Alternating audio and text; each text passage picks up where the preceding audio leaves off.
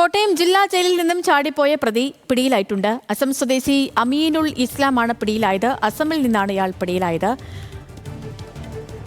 കോട്ടയത്ത് നിന്ന് വിവരങ്ങളുമായി ഗോകുൽ ചേരുന്നു. ഗോകുലെ പറയാം, എപ്പോഴാണ് ഇയാളെ പിടികൂടിയത്? വിവരങ്ങൾ എങ്ങനെയാണ്? ഇന്ന് ഉച്ചയോട് കൂടിയിട്ടാണ് പിടികൂടിയതെന്ന് മനസ്സിലാക്കുന്നു. അസാമിൽ നിന്നാണ് ഇയാൾ പിടിയിലായിട്ടുള്ളത്.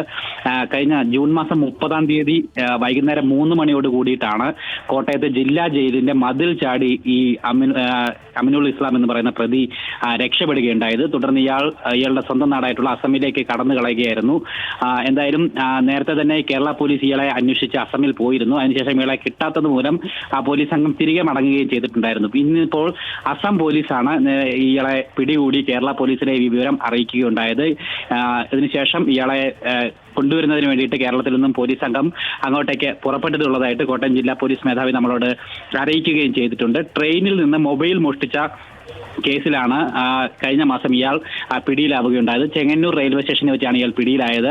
റെയിൽവേ പോലീസാണ് പിടിച്ചത്. അതിനുശേഷം കോട്ടയം RPF കൈമാറുകയും ശേഷം ഇയാളെ റിമാൻഡിലാക്കി കോട്ടയം ജയിലിൽ അടച്ചപ്പോഴാണ് ഇത്തരത്തിൽ പരിശോധനയ്ക്ക് വേണ്ടി സെല്ലിൽ നിന്ന് പുറത്തേക്ക് ഇറക്കിയ സമയത്താണ് ആ ജയിലിന്റെ മതിൽ ഇയാൾ ചാടിക്കടന്ന് രക്ഷപ്പെടുകയുണ്ടായത്. തുടർന്ന് ഈ ജയിലിന് സമീപത്തുകൂടിയുള്ള റോഡിലുള്ള ക്യാമറയിൽ ഇയാളുടെ ദൃശ്യങ്ങൾ പതിയുകയും ഒക്കെ തന്നെ ചെയ്യുകയും ചെയ്തിട്ടുണ്ടായിരുന്നു. എന്തായാലും അത് കേന്ദ്രീകരിച്ച് നടത്തിയിട്ടുള്ള അന്വേഷണത്തിനാണ് ഇപ്പോൾ പ്രതി പിടിയിലായിരിക്കുന്നത്.